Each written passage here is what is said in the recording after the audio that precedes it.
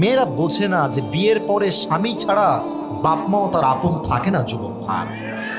বুঝবে কখন বুঝবে জানেন? যখন তালাক হয়ে যাবে, বাপের বাসায় যাবে, মেয়ের মা তো আর এক বদমাইশ সব জায়গাতে, বেশিরভাগ জায়গাতে।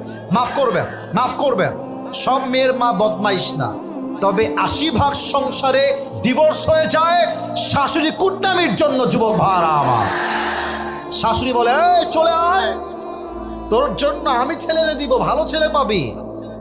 মেয়ের গায়ে ডিভোর্সের দাগ লাগলে তার সতীত্ব এবং সম্মান সমাজে নষ্ট হয়ে যায় যুবক। এর জন্য বোনেরা আমার, শিক্ষা নেন ফাতেমার জীবনী থেকে।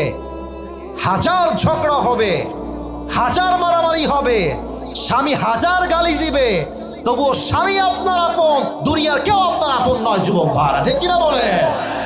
আল্লাহ মেয়েদেরকে, যুবকদেরকে, মুরব্বীদেরকে বোঝার তৌফিক দান করুক। পড়েন সবাই আমিন।